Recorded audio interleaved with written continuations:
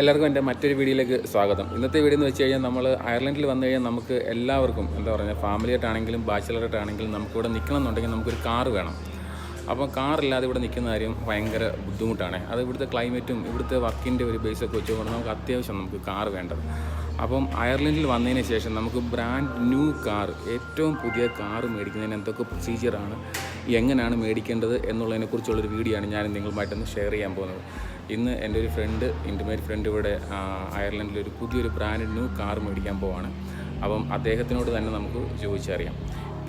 പ്യൂസോഡ് എന്ന് പറയുന്നൊരു വണ്ടിയാണ് മേടിക്കുന്നത്. പ്യൂസോ 5008 7 സീറ്റർ വണ്ടിയാണ് അത്. അപ്പം അതെങ്ങനെയാണ് ഏറ്റവും പുതിയ വണ്ടി, ബ്രാൻഡ് ന്യൂ വണ്ടി മേടിക്കുന്നത് എങ്ങനെയാണെന്നുള്ളൊരു വീഡിയോ ആണ് ഞാൻ നിങ്ങളുമായിട്ടൊന്ന് ഷെയർ ചെയ്യാൻ പോകുന്നത്. അപ്പോൾ ഞാൻ പറഞ്ഞ വണ്ടി ഇതാണ്, പ്യൂസോഡ് 5008 7 സീറ്റർ വണ്ടിയാണ്. 2024 അതിൻ്റെ നമ്പർ പ്ലേറ്റ് ഉണ്ട്, 2024 അതായത് 24 വർഷത്തിലെ പിന്നെ കൗണ്ടിയുടെ വെച്ചിട്ട് എത്രാമത്തെ നമ്പർ വണ്ടിയാണ് അതിന് കൊടുക്കുന്നത്. അപ്പോൾ ഇതിൻ്റെ ഓണറുണ്ട്, ഓണറിനോട് തന്നെ നമുക്ക് ചോദിക്കാം ഈ ഒരു വണ്ടി എടുക്കുന്നതിന്, പുതിയൊരു കാർ എടുക്കുന്നതിന് നമുക്ക് അയർലൻഡിൽ എന്തൊക്കെ പ്രൊസീജിയറാണെന്നുള്ള ചോദിക്കാം നമുക്ക്. അനീഷേ, congratulation. First of all congratulation. എൻ്റെ ഫ്രണ്ടാണ് അനീഷ്, നാട്ടിൽ കൊല്ലത്താണ് വീട്. അപ്പോൾ അനീഷിനോട് തന്നെ നമുക്ക് ചോദിച്ചറിയാം ഒരു കാർ എടുക്കുന്നതിന്, ബ്രാൻഡ് ന്യൂ കാർ എടുക്കുന്നതിന് എന്തൊക്കെ പ്രൊസീജിയറാണെന്നുള്ളത്.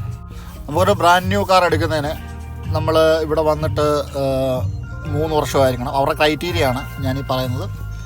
ഇവിടെ വന്നിട്ട് നമ്മൾ 3 വർഷമായിരിക്കണം. നമുക്ക് ജോലിയിൽ ജോയിൻ ചെയ്തിട്ട് 1 വർഷമായിരിക്കണം. പിന്നെ നമ്മുടെ ഒരു പേരിൽ തന്നെ 2 വണ്ടി ഉണ്ടെങ്കിൽ ഇൻഷുറൻസിൻ്റെ കാര്യമൊക്കെ ഇച്ചിരി ടഫാണ്. പിന്നെ നമ്മുടെ പഴയ വണ്ടി കൊടുത്തിട്ട് എടുക്കാനാണെങ്കിൽ ആ വണ്ടിക്ക് അവരൊരു മാർക്കറ്റ് പ്രൈസ് നമുക്ക് തരും. അതനുസരിച്ച് നമുക്ക് EMI ഇട്ടിട്ട് മന്ത്ലി അപ് ടു 700 വരെ ഒക്കെ ചെയ്യാൻ പറ്റുന്ന രീതിയിലാണെങ്കിൽ നമുക്ക് എടുക്കാൻ പറ്റും. ഇല്ലെങ്കിൽ 500, 600 ആ രീതിയിൽ നമുക്ക് വണ്ടി എടുക്കാം. ഇപ്പം ഇവിടെ നിലവിൽ വണ്ടികൾ 3 ടൈപ്പ് വരുന്നുണ്ട്. ഒന്ന് നമ്മൾ ബുക്ക് ചെയ്യണം, അല്ലെങ്കിൽ ഡെമോ കാറുണ്ട്, അല്ലെങ്കിൽ സ്റ്റോക്കുള്ള വണ്ടിയുണ്ട്. നമുക്കതിൽ ഏത് വണ്ടി വേണമെങ്കിലും നമുക്കതിൽ ചൂസ് ചെയ്യാം.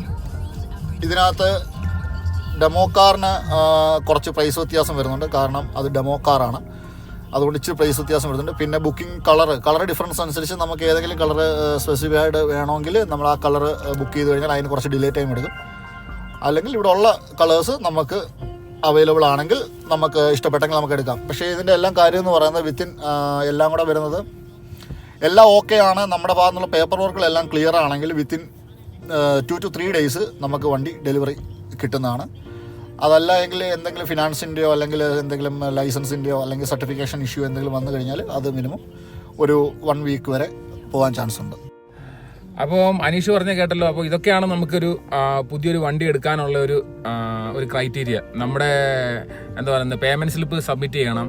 അതുപോലെ തന്നെ നമ്മൾ പെർമനൻ്റ് ആയിട്ട് നമുക്കൊരു ജോബ് ഉണ്ടായാലൊക്കെ മാത്രമേ നമുക്ക് ഇതിനൊരു എന്താ പറയുന്ന ഇത് പാസ്സാകത്തുള്ളൂ. സാലറി സ്ലിപ്പ് എല്ലാം നമ്മൾ സബ്മിറ്റ് ചെയ്യണം. പിന്നെ നമ്മുടെ കയ്യിൽ ഒരു 15 to 20,000 നമ്മുടെ കയ്യിൽ ഉണ്ടെന്നുണ്ടെങ്കിൽ അത് നമ്മൾ ഡിപ്പോസിറ്റ് കൊടുത്തു കഴിഞ്ഞാൽ നമുക്ക് മാസം ഒരു 400-നും 600-നും ഇടയ്ക്ക് അടവ് വരും. പിന്നെ മെയിനായിട്ട് നമ്മൾ പുതിയ വണ്ടി എടുക്കുന്നത് കൊണ്ടുള്ള പ്രയോജനം എന്ന് വെച്ച് കഴിഞ്ഞാൽ ഇതിന്റെ ഇൻട്രസ്റ്റ് വളരെ കുറവായിരിക്കും. ഇൻട്രസ്റ്റ് റേറ്റ് വളരെ കുറവായിരിക്കും. ഇപ്പോൾ ഫോർ എക്സാമ്പിൾ നമ്മൾ ഈ ഒരു വണ്ടിക്ക് എത്ര തനീഷ് 4.7, ഈ പുതിയ വണ്ടിക്ക് 4.7 ആണ് ഇൻട്രസ്റ്റ് റേറ്റ് വരുന്നത്. നമ്മളൊരു യൂസ്ഡ് കാർ മേടിക്കുകയാണെന്നുണ്ടെങ്കിൽ അതിന് 10% വരെ നമുക്ക് ഇൻട്രസ്റ്റ് റേറ്റ് പോകും, അതായത് സെക്കൻഡ് ഹാൻഡ് വണ്ടി മേടിക്കുകയാണെന്നുണ്ടെങ്കിൽ. അപ്പോൾ അത് വെച്ച് നോക്കുമ്പോൾ നമുക്ക് പുതിയ വണ്ടി എടുക്കുന്നതായിരിക്കും ഡബിൾ ലാഭം. ഇൻട്രസ്റ്റ് റേറ്റ് നോക്കുമ്പോൾ വളരെ കുറച്ചേ ആകത്തുള്ളൂ. പിന്നെ എന്ന് വെച്ച് കഴിഞ്ഞാൽ അപ്പോൾ നമുക്ക് പുതിയ വണ്ടി എടുക്കുന്ന നമ്മുടെ ഇത്ര ഒരു എമൗണ്ട് നമ്മുടെ കയ്യിൽ വേണം.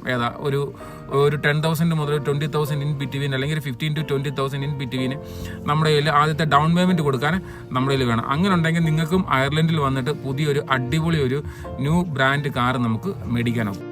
അപ്പോൾ ഞങ്ങളുടെ ഈ ഒരു ചെറിയൊരു വീഡിയോ ഇവിടെ വെച്ച് അവസാനിപ്പിക്കുകയാണ്. ഇതുപോലെ മറ്റൊരു വീഡിയോ ആയിട്ട് എത്രയും പെട്ടെന്ന് വരാം. അതുവരേക്കും ബൈ.